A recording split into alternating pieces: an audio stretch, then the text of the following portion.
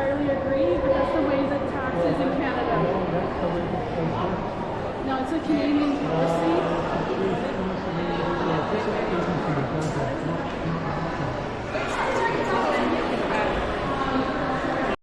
Shot down more Yeah. planes than the Spitfire. In the Battle of Britain, yes. Yeah, everybody heard about Spitfires. Yeah, Spitfire had a better PR team, I think. Yeah. Yeah. So the way they typically deployed them often was, Spitfires against the fighters, Yes. Hurricanes against the bombers. Yes. Well, Hurricanes was 60 miles an hour slow. Yeah. Right? Yeah. So it doesn't matter if you're attacking a bomber at 180 miles an Yeah. hour. Yeah. But And- if you're dealing with a fast Messerschmitt, you got to have every last ounce of speed you can That's get. right. Yeah. What was the difference between the engines then? In which Between the two, the Hurricane and the Spitfire? The Spitfire had the Merlin engine. so did the Hurricane. They both had Merlins. How come it was so much slower? Bigger airplane, different construction. So the Hurricane is kind of mixed. So a lot of the fuselage which means it has a very substantial rib structure, wooden rib structure, where this is all stressed aluminum. So the It's frame, if you lighter. like, is lighter. Yeah. Yeah. Yeah, this had very specific engineering, especially where the wing meets the fuselage. You see that blended, Yes. and that gave it less drag. Yes, it would. Yeah. It certainly would.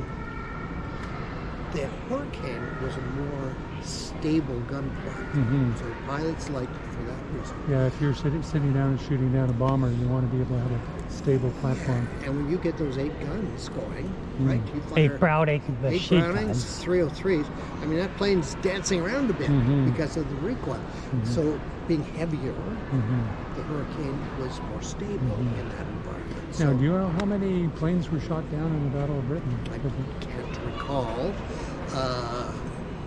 I know it was disputed because they came back and said, "Oh, we shot down so many," and a little while later they came out with another figure. But Yeah. I guess we'll never know because a plane could be heading back, partially hit, still flying, but crashes in a field over in France.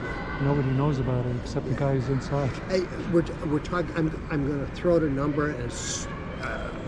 I have no reason for believing this, other than I read everything I can on the Battle of Britain. Maybe something lodged in there. I'm going to say shot down close to 2,000 German aircraft over the entire, the battle that raged up until September. Yes. Right.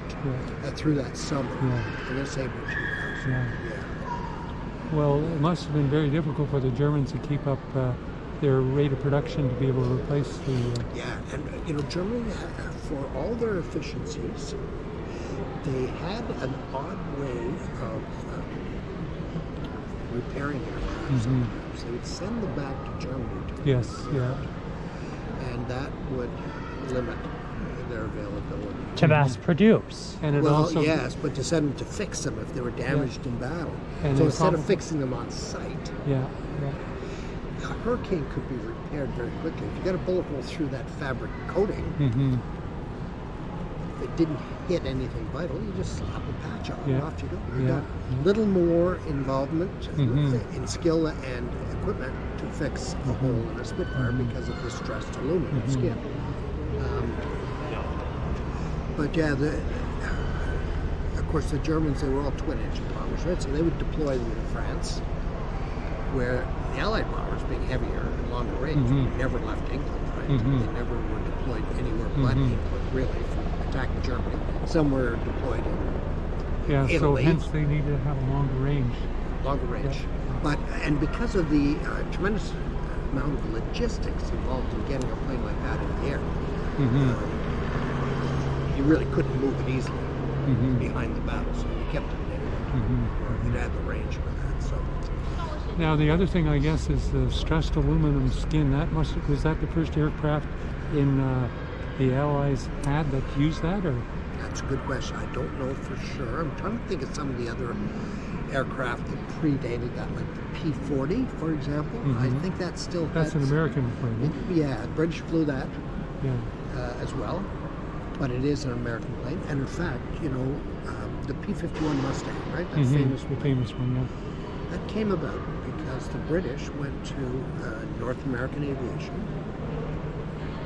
and asked them to build P-40s for them because all the capacity in England was fully utilized.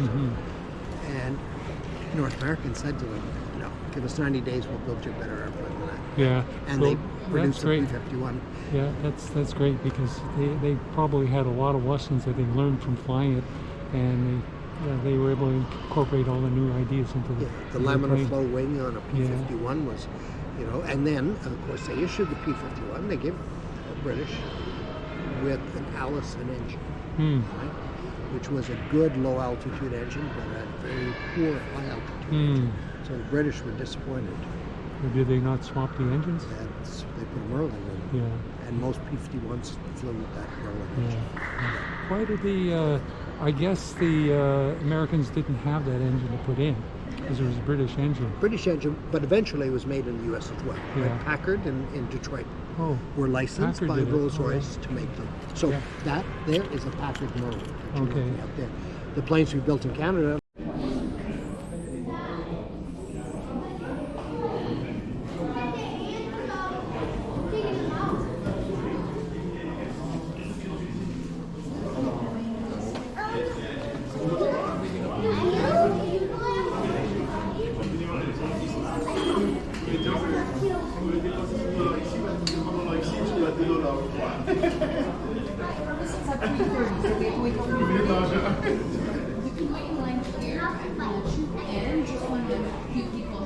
Okay. Do you remember Wolf chasing a little bee in Beyond the Mind's Eye? I do. And I know that's one of your favorite birds.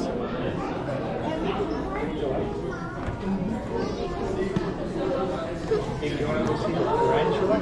Yeah. Thank you. Hey. Good question. We got them because they are our suppliers, so people who supplies us with the butterflies. They are from Costa Rica and Philippines, so they're farmers. They farm these butterflies. And then they send it to us as Christmas for.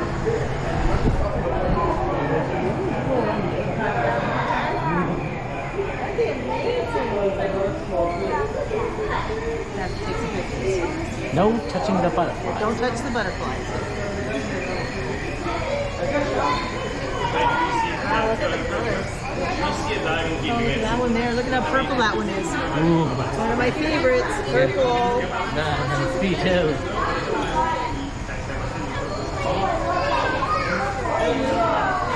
Oh, look at them here. Didn't even see that.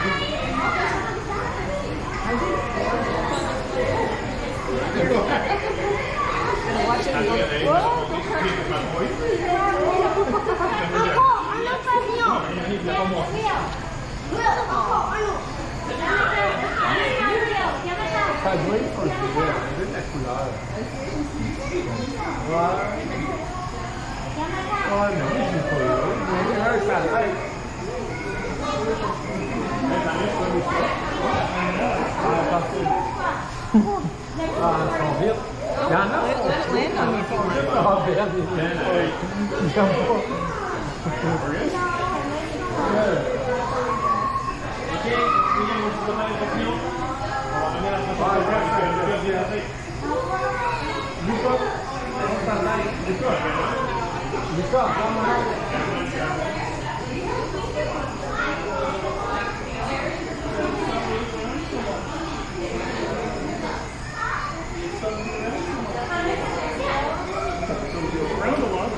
Your attention, please. Those who have been here at 3:15 or earlier, your time is coming to an end. Please make your way to the exit. But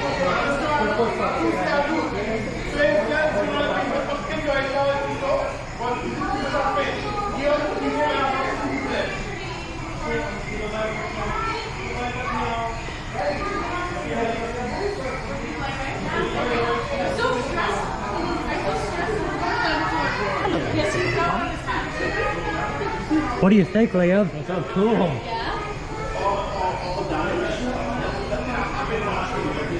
Amazing, eh? I love it. They're so funny. We don't touch them, we let them land on us. Here comes one. Careful when you're walking. Look at all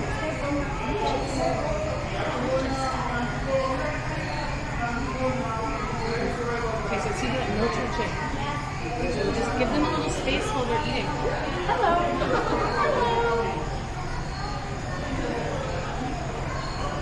Declan, you're about to get more butterflies. You still got one. All right. What's that? So cool. Very cool. There's one walking on the floor.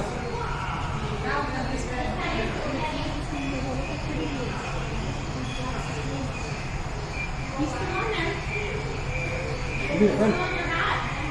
You made a friend, yeah.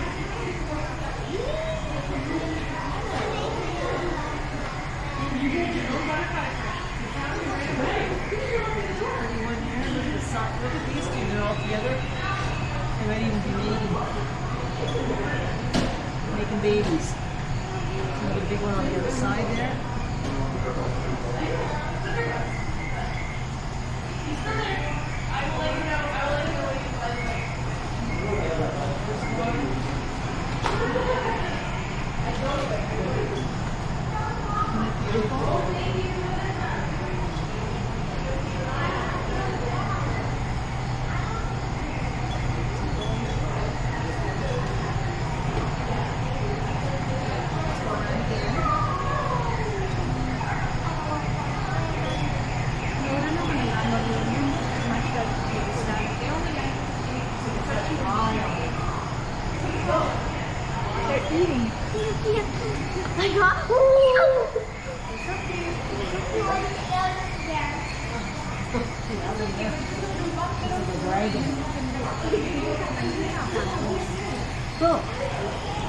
Cool. There's one with the eyeball again.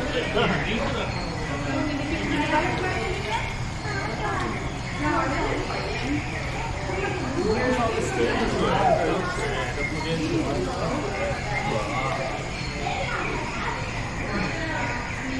Different stages of when they're pupas and stuff.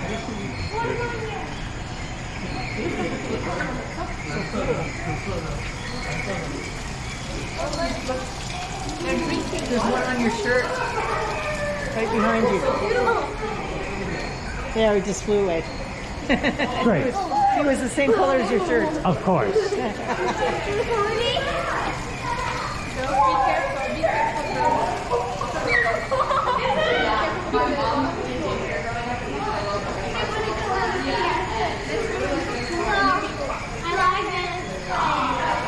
That's why you have to be careful when you're out.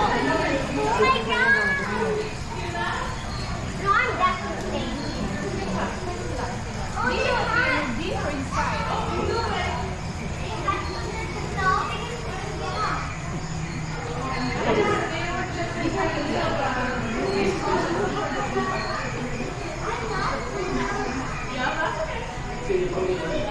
You had two. That's pretty lucky.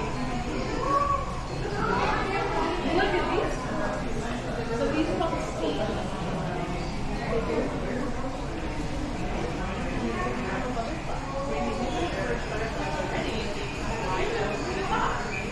So when these guys are ready, fly up to the top.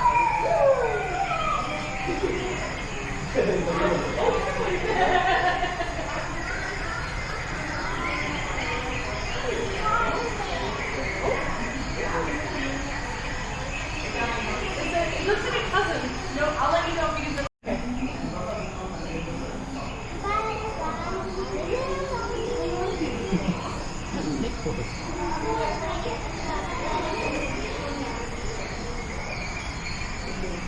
Okay, you land on you yet? Let's go back.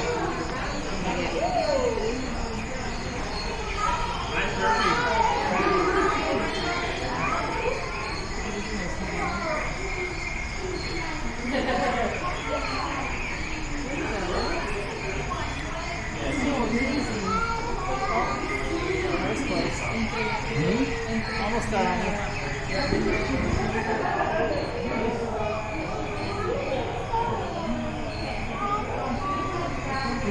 Yeah, just keep walking. Walk slow. And they'll find us. Want to sit down and just watch for a bit?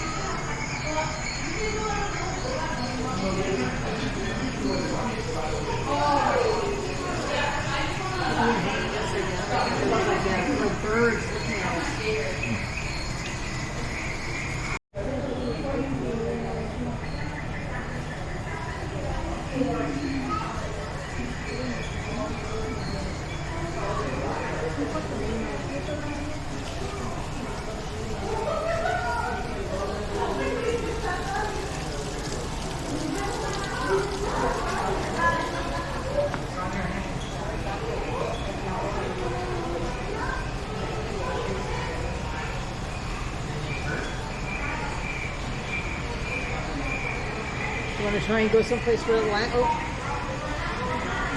almost. You want one to land on you? No? No. Okay. If you don't like it, then just say so, okay? Okay.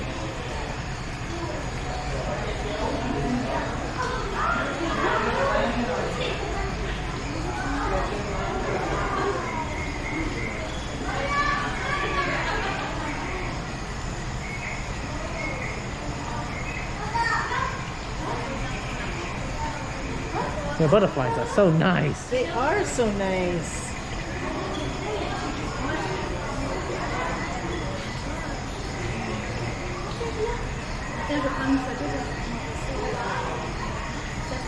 Good.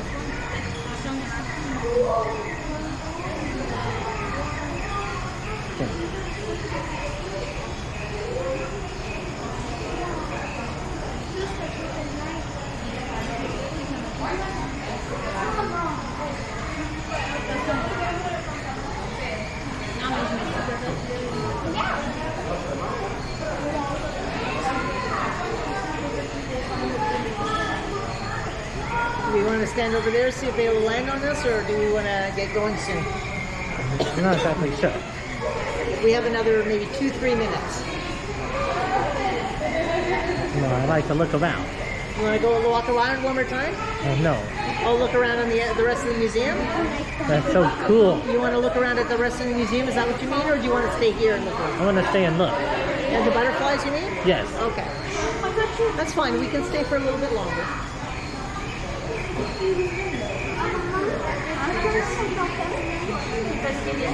Hey, take on a butterfly is in your hand. I see it.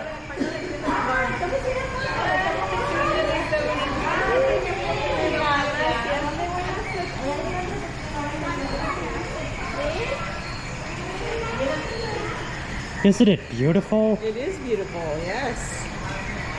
Yeah, you have to put your hand out, yeah, and you have to leave it out. You got to put a band-aid on that. But leave your hand out. Leave it out like this and see, and you'll have to wait and see. Maybe stand here.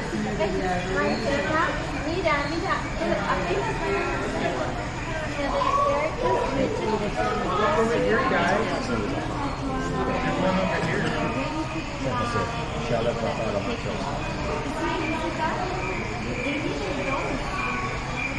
And then when they are ready, they come out and they have like butterflies already.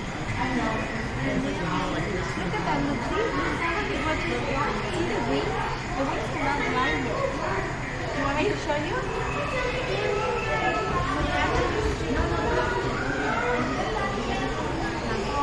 And you have to stand still when they come near you. Don't glitter away like that because then you make them scared.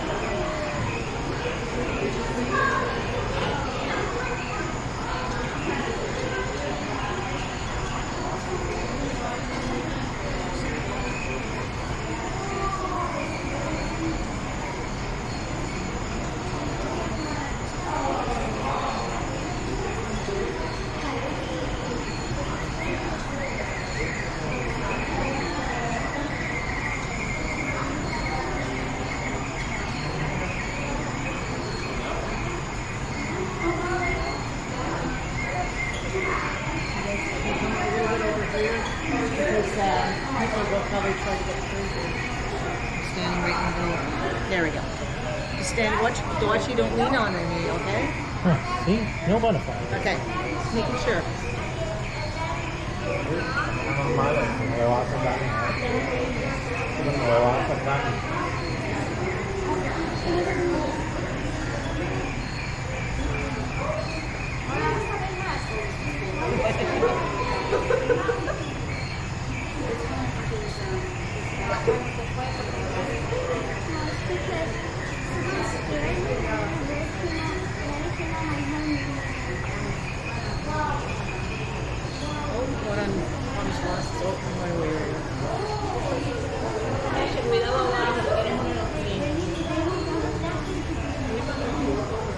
Mira, ocupan na sa diyo wala tayong your fair town.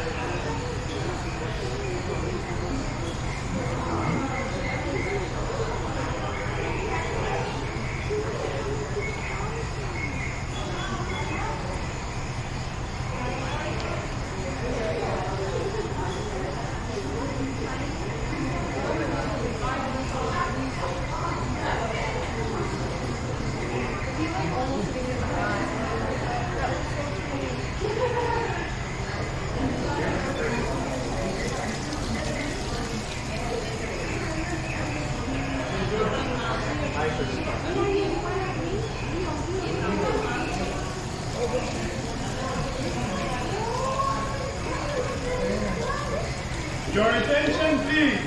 Those who have been here at 3:30 or earlier, your time is coming to an end. Please make your way to the exit, please. All right. Thank you That's very us. much. We have to leave. À toutes et à tous, soyez seuls, puis on va ici le ticket de l'enfant et plutôt. It's so cool. It is cool. We'll come back again and do it again, eh? Bien, vous utilisez la sortie principale, s'il vous plaît. Merci beaucoup. Thank you. You're welcome. Thank you very much. Thank you. All right. You don't have any on you? No, I don't think so. No. Okay. Thank you. Thank you very much for being here. All right. That was fun, eh? Yeah, Too bad none landed on you. Yeah.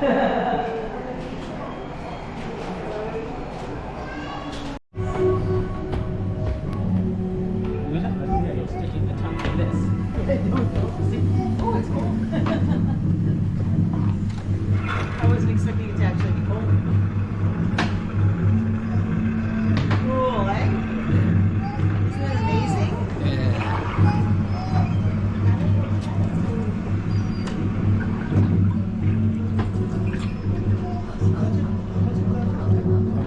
A co-production with the National Film Board of Canada. Yeah.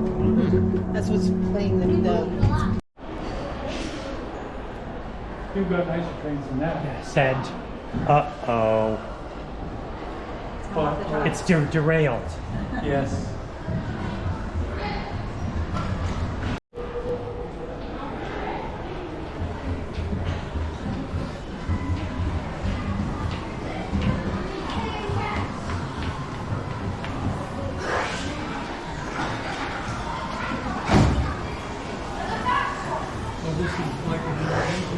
Yes, this is it.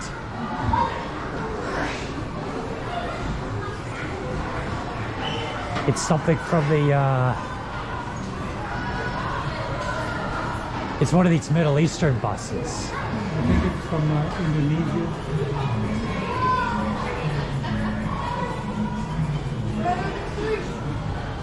It's got Arabic symbols on it.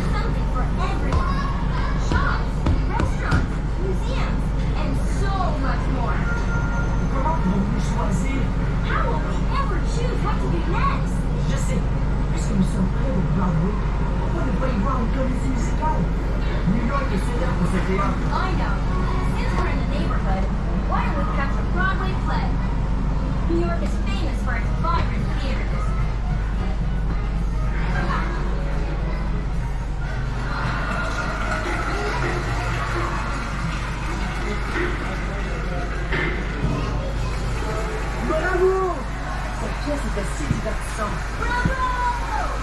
That play was so entertaining. Quelle autre aventure nous attend? Retournons à l'autobus pour le savoir. What other We're gonna adventures keep did- walking around. Okay. Don't feel like you have to rush, okay? Thanks.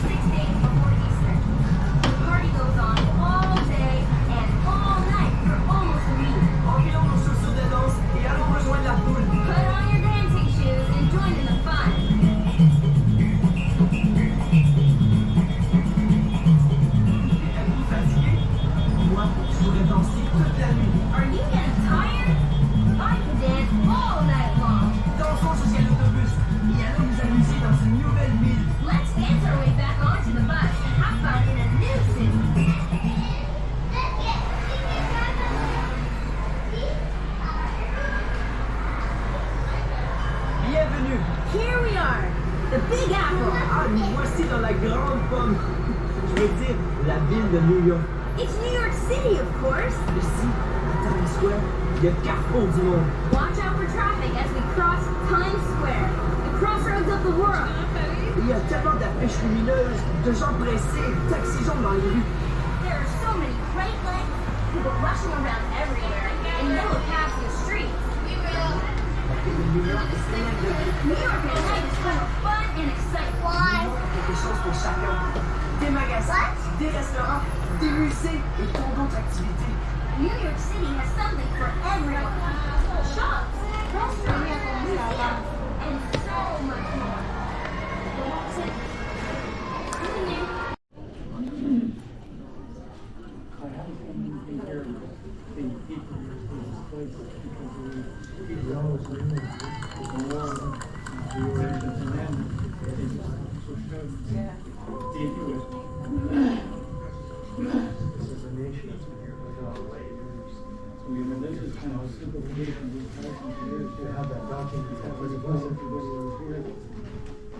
The site is known, that's Charlotte community, and we had been conducting survey in the area.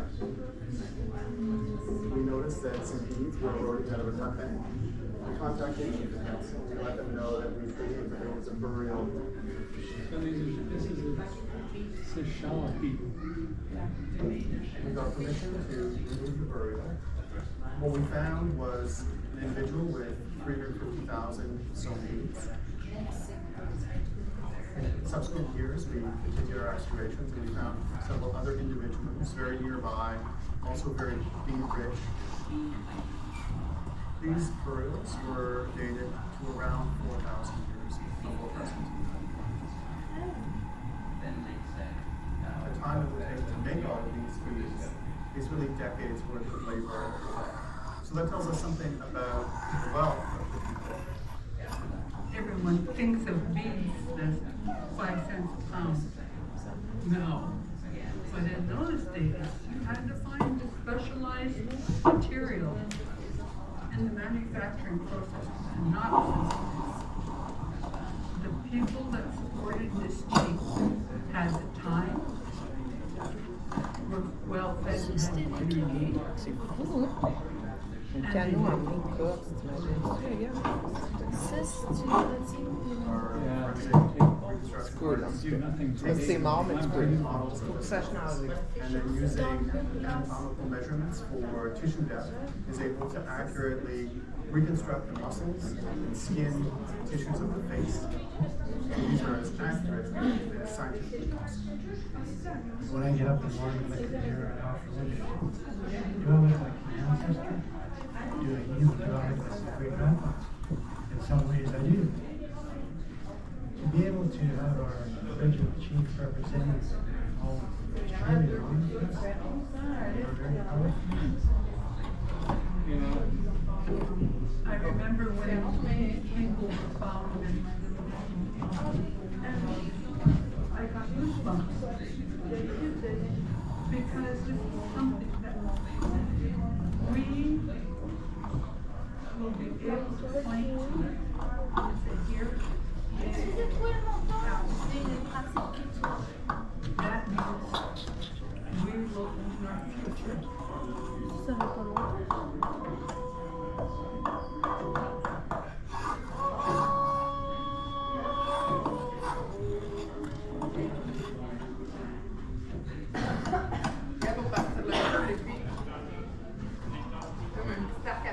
Lately, I've come across one of the sent to friendship YouTube where people are playing Mongo and they music from the time the fight is come.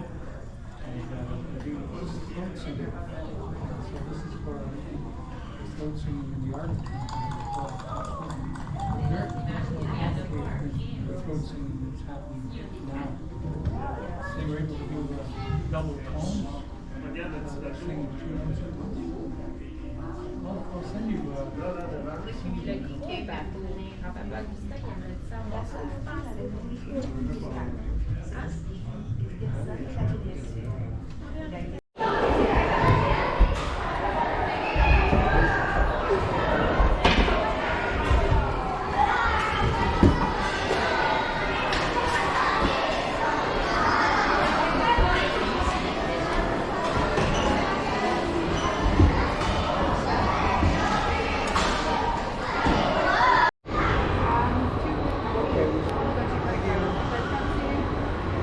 Hello. How long has this thing been running? Oh, this engine? Yes. So it was built in 45. No, I mean, how long has it been running since now? No idea. I've been here for, I don't know, 50 minutes? Okay. Yeah. So this was part of the CP Edwards. Yes. So it's running on what? Compressed air? No, steam. Steam. Yeah. No, I'm saying it's not running on steam anymore. No, so now we use electricity. That's what it's running on. Yes, so I can control it with my car keys over here. And yeah, basically I can either stop, or decrease the speed. Increase or decrease? Oh no, sorry, not decrease. I can, reverse the movement. Yes. Oh, are you recording me? Yes, hope you don't mind. Are you going to keep that to yourself or? Just myself. Okay, perfect. So yeah, basically, yeah, that's how it works. Great. Yeah. So is it in forward or reverse? So right now it's in reverse, but I so can it's a stern backwards. Right now, yes. Yes. But I can make it go forward with this one. Ahead. Ahead. See? So first it stops, just like in And then real life. it does that. And then it does that. So it's now going ahead. Yes. Of course, they say astern, which means backwards. Was this one of them, or is this the only engine of the CP Edwards? Sorry, was it? Was this the only engine of the CP Edwards? Yes, it was. That's interesting. So the boat could go up to around 15 kilometers per hour. Which is how many knots? That's. Oh, but I don't know. It should be written over there.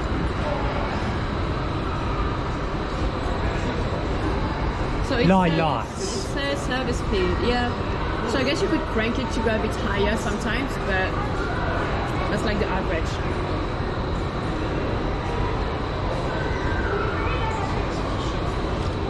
That was a ship's engine?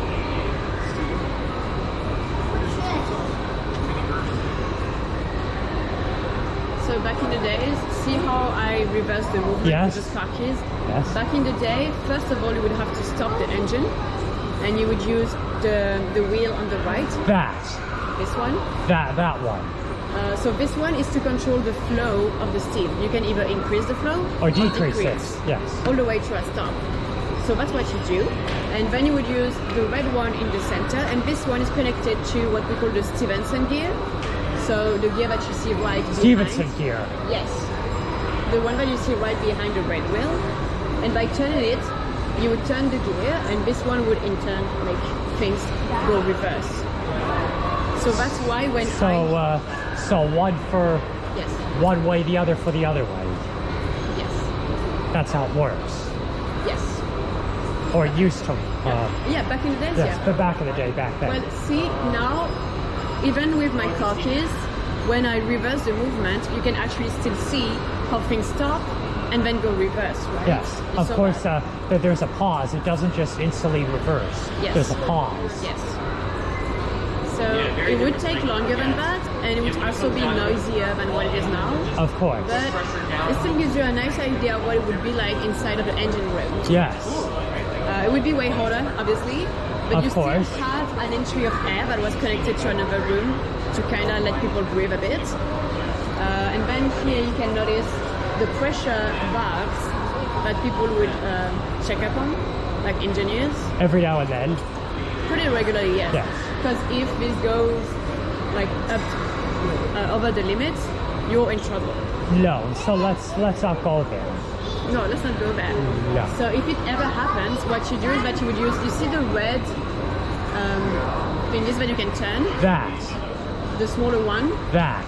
So these ones are going to be connected to the chambers and to the pressure valves on top of the gray tank. And that's where the steam would be ejected. That's how they'd vent the steam. Yeah. Yeah.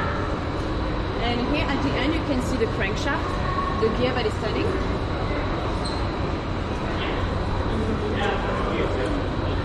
Right there. This one right there. So that would be, this would be the back of the engine. Well, basically this would be at the back of the engine, and this crankshaft would be connected to the the propeller. Yes, indeed. There you go. So that's pretty much how it would work. And it still is working. It still is working. Yes. Just with electricity. Yes. We also still have the number of rotation that is being counted over there. I don't know if you can see it. I think so, but I can go inside and show you.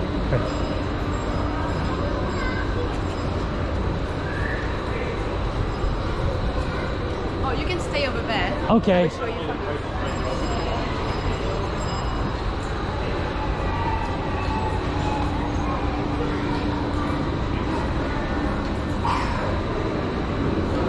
Right there.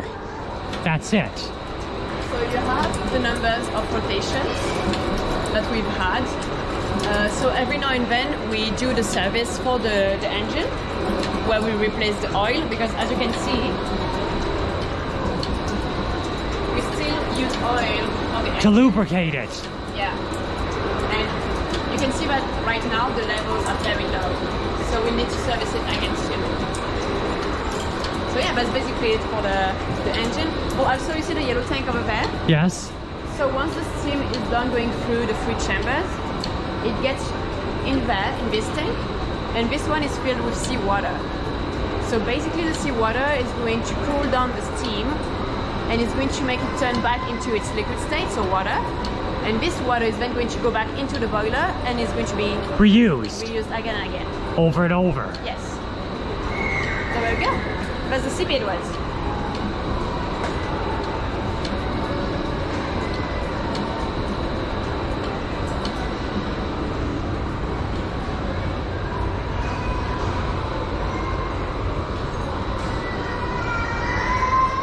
Is this full speed? Yeah. Or is this half speed? It's full speed for, like, I can't control the speed of the engine, unfortunately. But yeah, so it's kind of like, I believe that it could go faster than that back in the days, but right now But this is fast as she can go now. Yeah, with my clocking, I can't control. Well, you know what they say, steady as she goes. Yeah, I mean, she has nowhere to go anyways. So yeah, that's basically it, I think, for the CP Edwards. Yeah. Did you have any questions? Yes, that's what she was retired in '74. I believe so, yeah. And scrapped. Mm-hmm. But we bought the engine, yeah. Well, at least this part of her is still with us. Yes, it's the original one.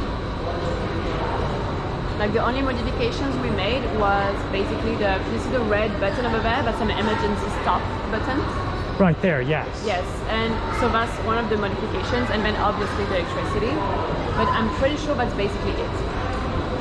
So other than that, it's pretty much all original. Yeah.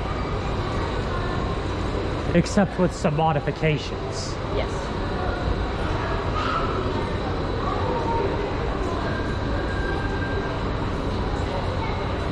Of course, the engines on the Titanic were a lot bigger than this.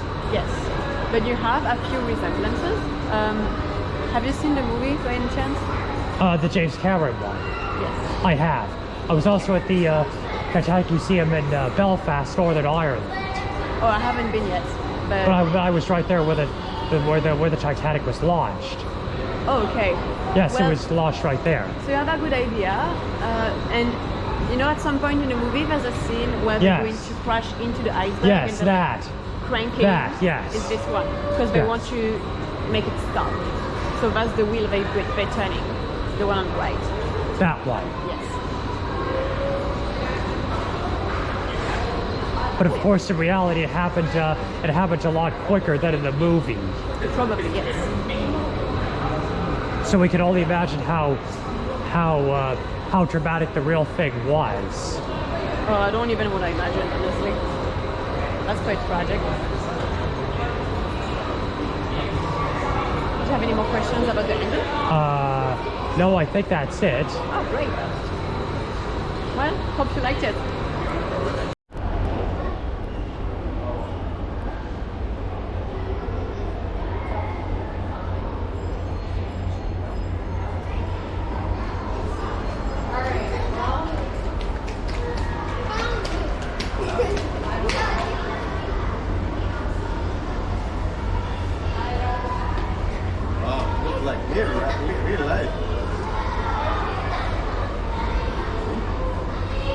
There.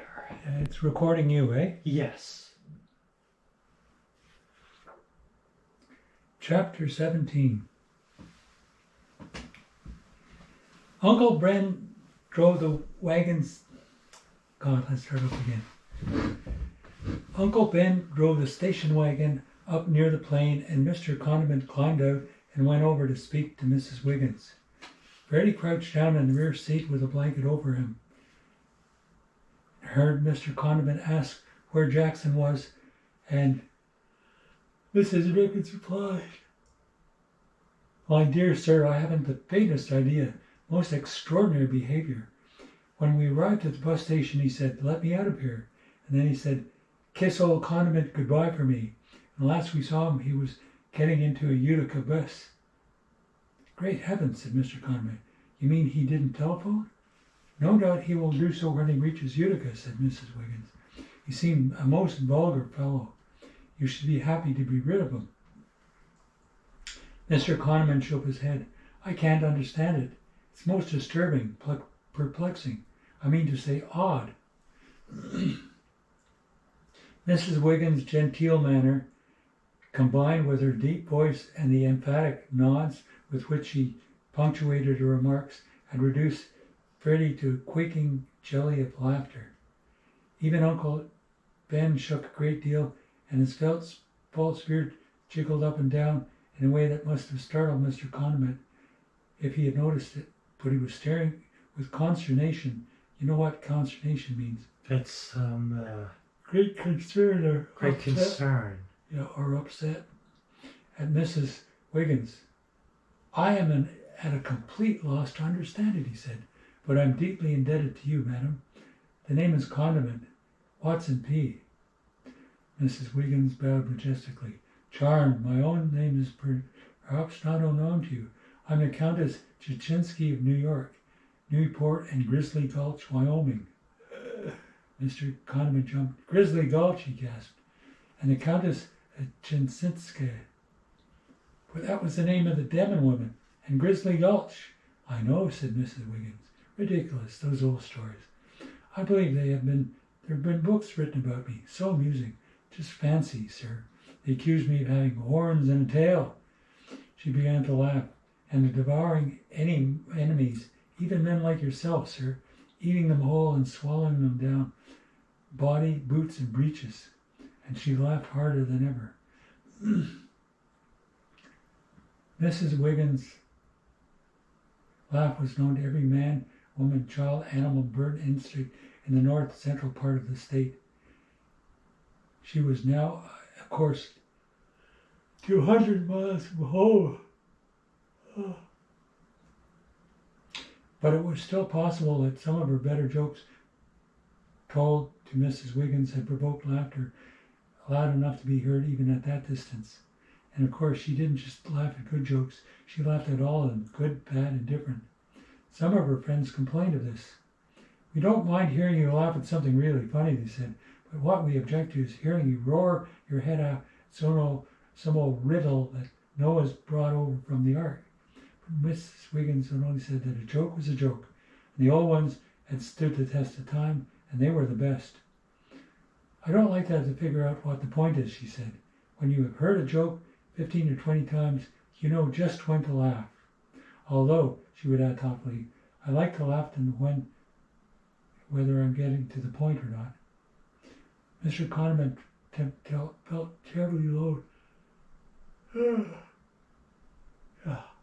God. As that first great roaring laughter beat down upon him. First Newsom and then Felix and now Jackson had deserted him, and on top of that, well, the great serpent had been bad. Lorna the leopard had been terrible, but now this, the ghost of Grizzly Gulch in person, it was just too much. He leaned weakly against the side of the station wagon and moaned. Mrs. Wiggins stopped laughing. "Well, sir, I fear we must be getting on, so I'll just carry out your man Jackson's request and kiss you goodbye."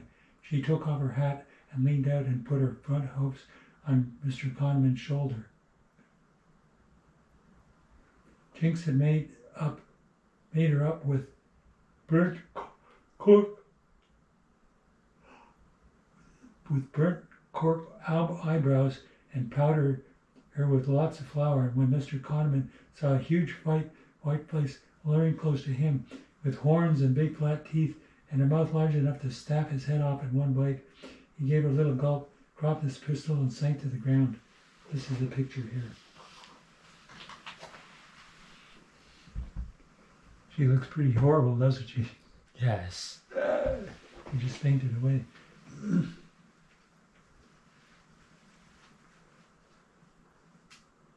There was no fight left in him, and they had no trouble with him after that.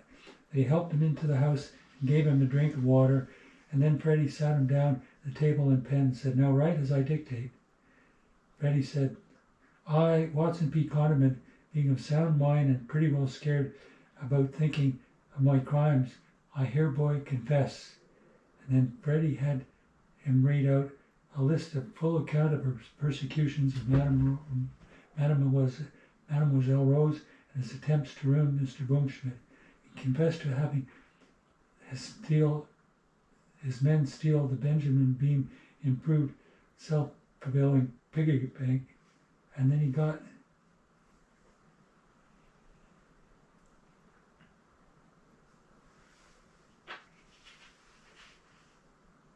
got so interested in writing down these things that he continued to confess to several crimes that Freddie didn't know anything about.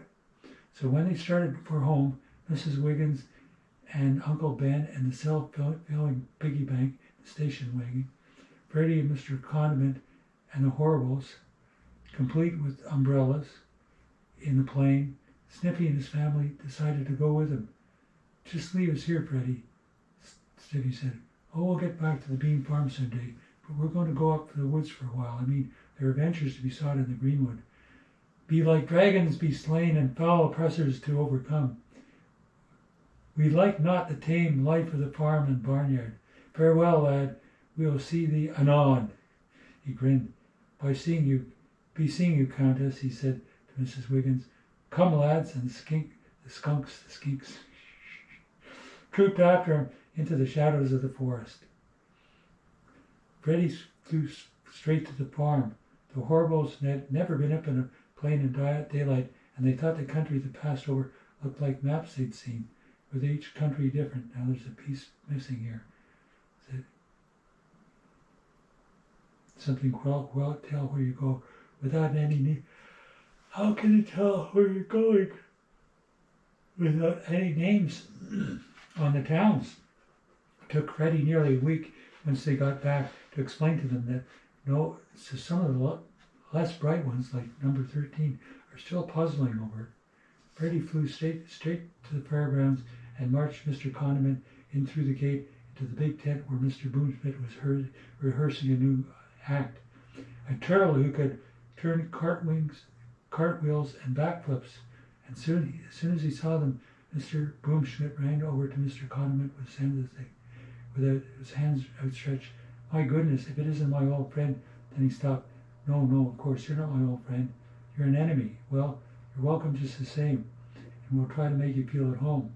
The circus animals, having watched Freddie's rival, came trooping into the tent. "Now here's an old friend of yours," Boomschmidt went on. "Will you come and shake hands with Mr. Condiment?" The boa constrictor came gliding up. "Haven't got any hands to shake," he said, "but I'll be glad to give you a little hug." And he threw the loop around Mr. Condiment. My, he's the one that's doing the shaking. "That's enough, Willie," said Mr. Boomschmidt. Saw that Mr. Condiment was not only trembling, but it turned a rather muddy, pale green. "That's enough," he repeated firmly as Willie began to squeeze. "Go sit down, do you hear me? Sit down." It's a pretty hard order for a snake to obey. Willie unwound from Mr. Condiment and looked around helplessly. "If you don't mind me," said Mr. Boomschmidt threateningly. "Oh gosh," said the snake. Look, Chief, you know I can't sit down any more than you can glide. I can glide too, Mr. Boomschmidt retorted. He took up his silk hat and put it on the ground. Look here, just a second, Mr. Boom, Freddie said. He should have liked to see Mr. Boom imitate a snake. Be sure it would be pretty instructive, but he wanted to dispose of his prisoner. Just look at this. He held out the paper to which Mr. Kahneman had written his confession. Mademoiselle Rose came into the tent. She looked at Mr. over Boomschmidt's shoulders and read, "Oh dear, oh dear." And after a minute, she began to cry quietly. Mr. Boomschmidt went on reading, but he kept glancing at her. When he came to the bottom of the page, he folded the paper up and handed it to Freddie. "I guess that settles our, what do you call it, dilemma," he said. "We'll take him down to the jail and turn him over to the sheriff." Then he turned to Mademoiselle Rose. "Guess you're coming down with a cold," he said, whipping out a huge red handkerchief and holding it in front of her nose. "Here, blow." She slapped his hand. "I am not," she said angrily, and she seized the handkerchief and started wiping her eyes. "I'm crying," she said. "Crying?" She said, "Why, goodness, what for, Rosie? Why, Leo, are you crying, Leo? Do you know what she's crying for?" "Don't know, Chief," said the lion, "unless maybe she's sorry for Kahneman here, going off to jail now and all that, just because she didn't want to marry him. My old Uncle Ajax used to say, you and your old Mr. Ajax fell off a cliff," said Rose fiercely, and the other animals all backed away and stared at her, for they'd never seen her lose her temper before. They'd never seen her look so pretty either. "As for you," he said, turning to Mr. Boomschmidt, "can't you figure out anything for yourself? Do you always have to ask that old moth-eaten mind to explain things for you?" Oh boy, said Leo under his breath. Have you got a good high cliff handy, Freddie? If so, I feel kind of tempted to take a dive off it right now, because she's really going to get in a minute, just between you and me." And she lowered her voice. Uncle Agnes always said it was the quiet ones like a rose who blew up with the loudest bang when they did blow up. "Why, Rose," said Mr. Brimfield, this isn't like you. Why, I didn't know you cried." "Oh, you didn't," she snapped. "Well, I guess you're right. You didn't know that I'm a girl at all. I'm just another one of your performing animals. Why, you've never even treated me as if I'm human." For the first time in years, since Freddie had known him, Mr. Boomschmidt seemed to be at a loss for words. "Huh?" he said. "What?" He reached up to the top of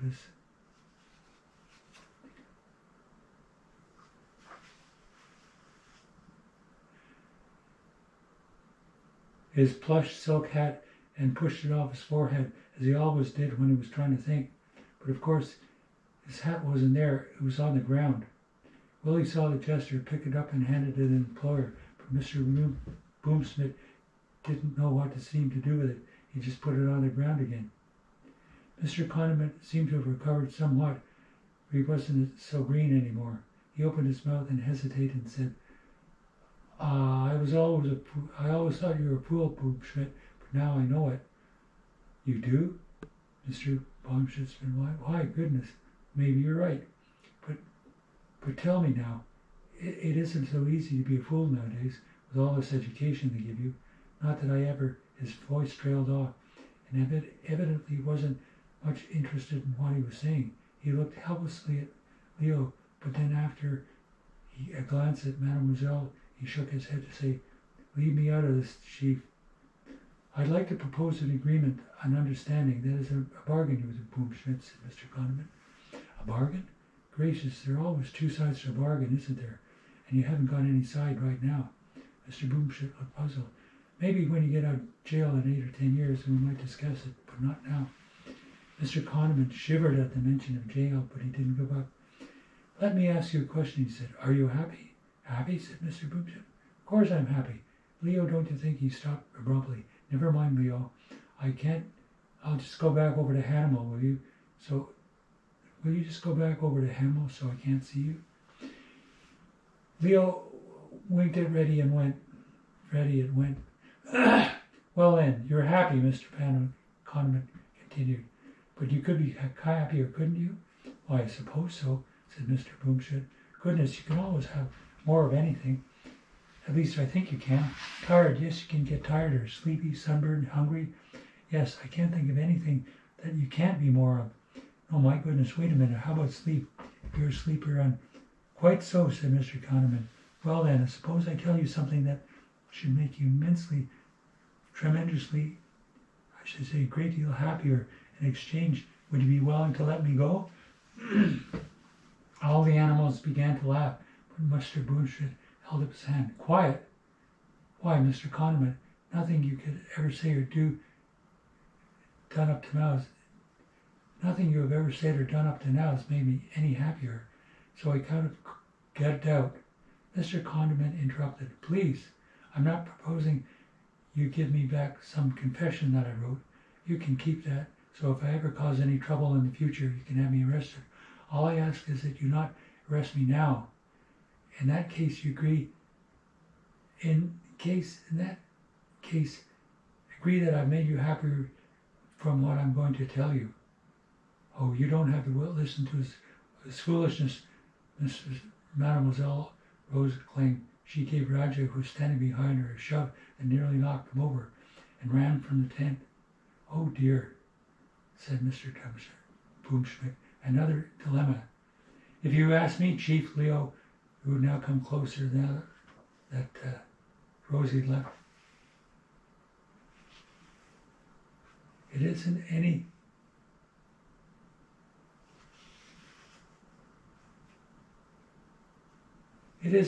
dilemma, just a darn mess. And you better go to get the sheriff? Mr. Boomschmidt appealed to Freddie. Do you know what's this business about? Shall I make a deal with him? Freddie wished that Mrs. Wiggins was here. He knew it was something that needed common sense and not a bright idea. If he had any common sense, he wondered what would he do. He thought a minute and said, well, I don't see if it can do any harm. If you decide that it makes you happier, you can let him go. You can always put him in jail if he gives you any more trouble. And in a way, I'd be sorry for him locked up in that jail for a long time, because the sheriff runs an awful nice jail. The prisoners are all happy and contented. Goodness, they have ice cream for dessert every night. And I don't think they like Mr. Kahneman much. He wouldn't fit in with all those nice burglars. There'd be trouble right away. Mr. Boomschmidt picked up his hat and put it on his head. All right, he said, I agree, Kahneman. What can you tell me to make me happier? Miss Mademoiselle Rose wants to marry you, Kahneman said.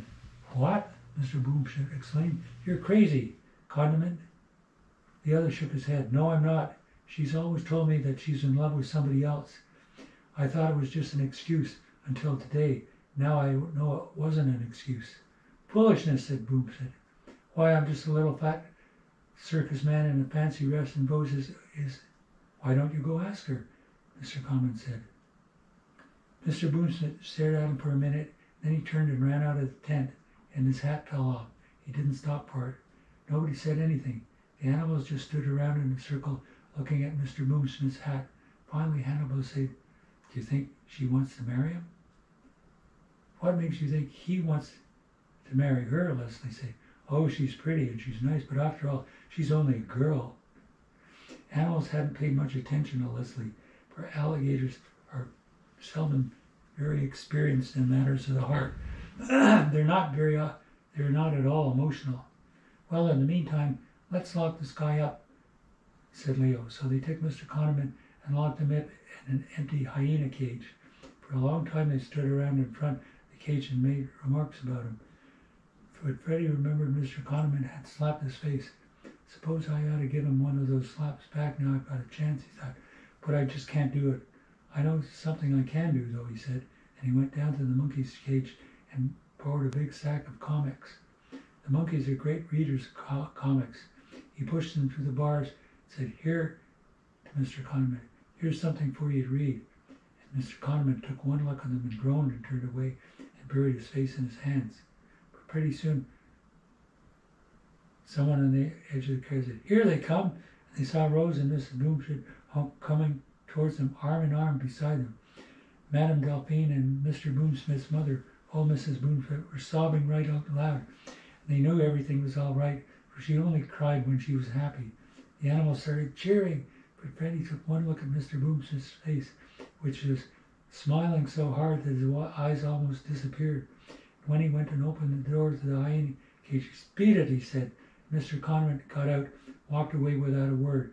He never turned his head. He walked out of the big tent, off the fairgrounds, and for all everybody knows, he walked right off the map, for nobody ever saw him again. So next day was the wedding. That was quick. And all of Centerborough was there. Well, at least all the animals from the circus and from the bean farm. Mr. Bean had a long tail coat which he hadn't had on since his own wedding. Gave the bride away, and Mrs. Wiggins, Mrs. Wurzburger, and Mrs. Wogans were the matrons of honor with big bouquets. And after the ceremony, there was a grand party. Music was created by Freddie, who sang several songs of his own composition, accompanying himself on his guitar, and Mr. Beller and Mr. Rohr, who sang some duets. Later there was dancing. Mr. Boomschmidt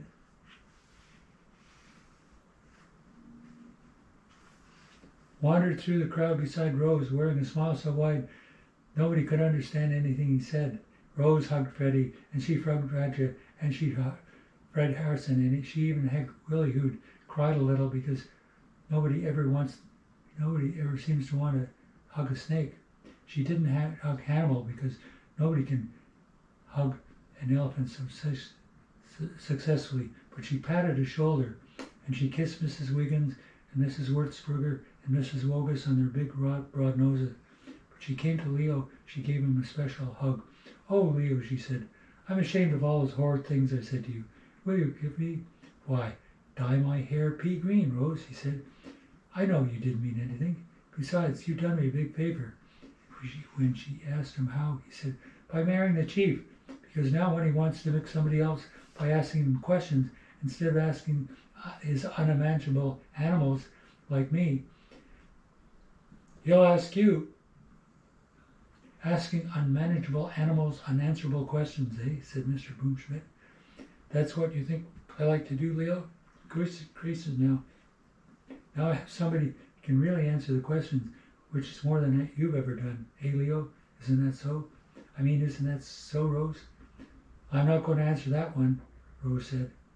Mr. Boom started to say something, and Leo knew by the expression in his face that his chief was trying to mix him up. But he remembered that Robin Hood talk and decided it would be a good time to try it. "Why, how now, master?" he said quickly. "Dost thou truly think so ill of my wisdom that thou seekest to rid thyself of my services? Nay, full well thou knowest that I've ever given thee free and fair answers to all thy questions, no matter, and no lack of right wisdom thereto. And thou wilt cast me off like a muzzin sees, then a muzzin sees you, I say. And indeed, I pity the fair lass there beside thee. Although I warrant she need answer any questions in better sort than I ever had. Be like with a sound buffet on the ear, but thou, Boomschmidt, stared at Leo. His eyes got rounder and rounder, and he pushed his head back. He grabbed Rose by the arm. "My gracious, did you hear that, Rosie? Oh my goodness me, what a line of talk." "No indeed, Leo. You're going to be right beside me the next time I get into an argument with anybody. But anybody. Oh, what a pity old Kahneman is gone. We could have really mixed him up. Here, wait a minute. Here comes Freddie. Let's try it on him." But it didn't work. The talk didn't work so well with Freddie, for he could talk Robin Hood talk too. The result was that the first time since Leo had known him, Mr. Boomschmidt got himself mixed up and was ready for him for that minute that old Mrs. Peppercorn came up, and Rose had to thank her for the hand-painted umbrella stand she'd given them as a wedding present. Everybody had a wonderful time and ate a lot too much. Perhaps old Mrs. Boomschmidt had the best time of all, for she was so happy she cried steadily for 24 hours. And Uncle Ben, who'd taken a great fancy to her, sat beside her and wiped down her tears with a series of large, clean handkerchiefs. Late that night after the party was over, Freddie flew back home. He was too excited and too happy to sleep, so he lit his lamp, sat down at his desk, and started to write the book which gained him so much fame. This is what he wrote in big letters. The sky is the limit, a book on flying for animals. The first paragraph, as you know, begins, no longer is it only birds and men who have the freedom of the great and glorious open spaces of the skies. You too, animals, you pigs and horses, cows and dogs, you too can leave the earth behind, climb through the clouds and hop the mountain tops and coast down on sunbeams. Listen to my story. That's the end of the book. Wow. So you enjoyed it? Yes, I did. Great. I'm so glad I shared this book with you. These books were such a joy for me in my childhood. And to share it with you, that really meant a lot. So we'll say our prayers now? Yes. In the name of the Father, and the Son, and the Holy Ghost, amen. Our Father, who art in heaven, hallowed be thy name. Thy kingdom come, thy will be done, on earth as it is in heaven. Give us this day our daily bread, and forgive us our trespasses, as we forgive those who trespass against us. And lead us not into temptation, but deliver us from evil. Amen. Now I lay me down to sleep. I give my soul to God to keep. And if I die before I wake, I give my soul to God to take. And God bless Mommy and Daddy and Connor and Riel, Grandma and Grandpa, and Cammy and Campy and JJ, and all my uncles, aunts, and cousins, and all my teachers and friends. Please bless Bobo and her family. And please help all the little children in Iraq, Haiti, Pakistan, and Afghanistan, and Sudan. And please help all the little children facing and dealing with wildfires, famines, typhoons. I'm off typhoons, hurricanes, wildfires, tornadoes, and hurricanes. And please help everybody stop global warming, and I love you God for tonight. Well, that was kind of mixed up from the way we usually do it, but I'm kind of tired, so my mind is wandering a bit. You could tell in the last little bit I was reading, I was, making mistakes on some words. Anyway, it's now 10:30, so I want to get thee hither, as they say in Robin Hood talk, and we'll see you in the morning, Connor. So I'm thinking that what we'll do tomorrow morning, with that beautiful nice bread that we got, how about if we make French toast? Great. French toast and maple syrup and ham. It'll be delicious. Just simply delicious. So are you going to turn off your little... Yes. Okay, good night.